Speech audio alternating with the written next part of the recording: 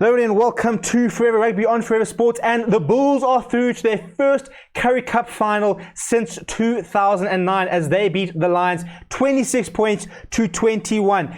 A pretty even game all through the match, but a game where the Lions will be kicking themselves because discipline is what let them down. And Marvin Orie in particular can be pretty ashamed of the performance he gave himself. And it's very frustrating that when you get to such a big opportunity to prove yourself. This is somebody who's got a Springbok cap, somebody who was pushing for a potential recall. And today, discipline is what cost the Lions, and he was one of the most undisciplined players on the field. And I mean, the fact that the Lions went down to 13 players is pretty much the nail in the coffin for them. But you've got to give a lot of credit to the Bulls, who, despite having less possession, less territory, were the better side. They tackled better, they didn't give away as many penalties, they took their opportunities. This is why I keep saying the Bulls are the favourites for the tournament and they are the best side in the country. Yes, they've got the best players, but even on the field, that composure, that determination to win, they just make things work. They just find a way to win a game.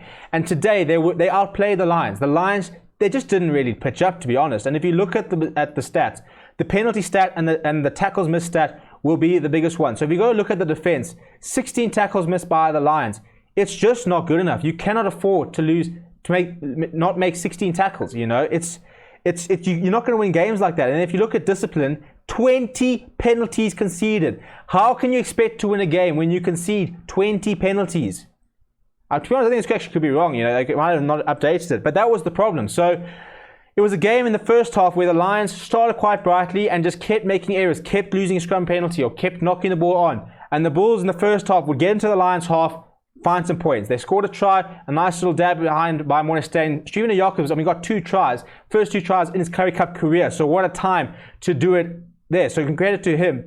But then the Bulls just were very good at getting into the half, finding a penalty, kicking it to goal and getting the points. And they went into the half time 11-0 down. And then I said at half time on the live stream that the Lions need to start the second half well, and they didn't. They tried to run the ball out from their own half, and they ended up conceding a penalty, and the Bulls then kicked over. So immediately, within 42 minutes, the Bulls were 14-0 up, and the Lions came back, a brilliant little comeback.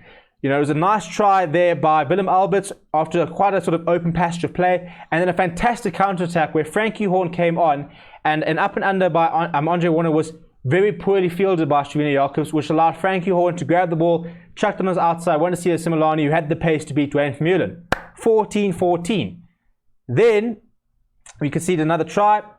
Well, they've got away with one. Steven Jacobs managed to drop one out, but even before that, the Bulls mauled over and got a try, and then Marvin Orie conceded quite a few penalties up to that point. Then a ludicrous tackle, I think it was on Dwayne Vermeulen, gets sent off, rightly so.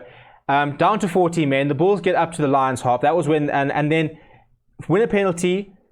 I think it was about the 20, just before the 22 meters. Ivan van Zyl took it quickly, and Willem Alberts tackled him. Boom, another yellow card. So the Lions were down to 13 men for about 8 minutes. And during that time, Jacobs managed to butcher a try and then score a try. But it was just too much for the Lions to come. And I think if they had managed to keep 50 men on the field, managed to sort of halve the tackles missed, and just more disciplined, there's no reason why they couldn't have won that game. And that's the frustration. From a Bulls perspective, a masterclass, really. Not necessarily a masterclass, but you couldn't fault them. Where were you going to fault them? They conceded just 7 penalties. That's how you win games. If you concede 7 penalties, that's how you can win a game.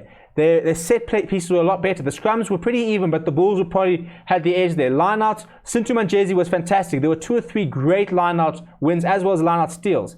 And the defense was just so much better, you know. They made 66 tackles and missed 11. So, look, they also missed a few tackles, but they also won 9 turnovers. So that's the thing. They were just dominant at the set pieces. The lineouts were good. The scrums were good. The rucks were good. That's where they just completely outplayed the Lions. The Lions had no sort of answer.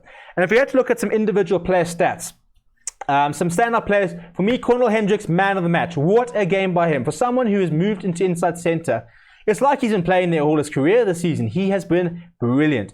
He was someone who had to go and play club rugby after a heart condition. Pretty much, we thought it had ended his career. Club rugby, provincial rugby. Now he's playing inside centre, a position he's not familiar with for the best side in the country at the moment. What a story that is. But he made 30 meters and 8 carries. Always, I mean, he always broke the line. He was fantastic. In terms of meters carried, Currie Cup made 32 meters.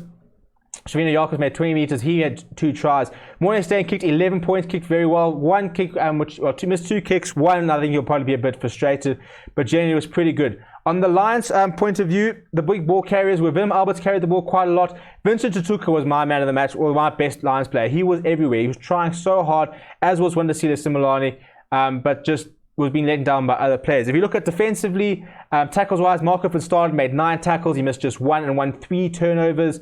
Kurt Lawrenson made 10 tackles. And I think 3 of the tackles Kurt Lawrenson made, he actually converted turnovers. So he was very good on defense.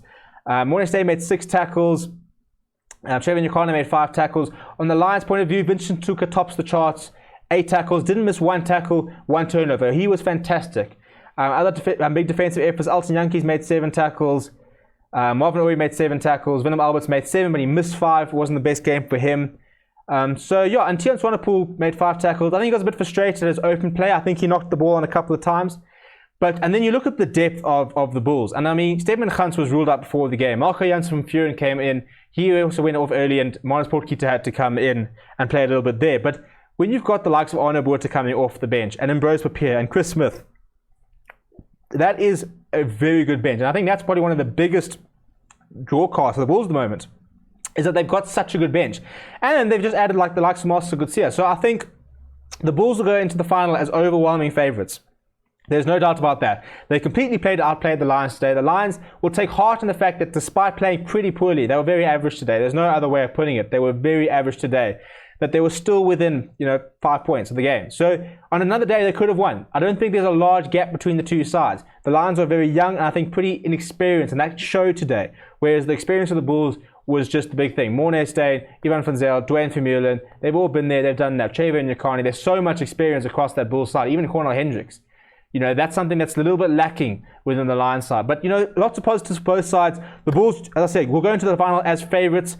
Let me know what you thought of the game down below. It is the end of the Lions journey. As a Lions fan, I didn't see us really making the final. The big thing for the Lions was to prove that they were in the top 4 sides of the country. They've definitely done that. There can be no doubts about that. So, but let me know what you thought of the game. Smash like on the video. Subscribe to the channel. My name is Steven, and I'll chat to you very soon.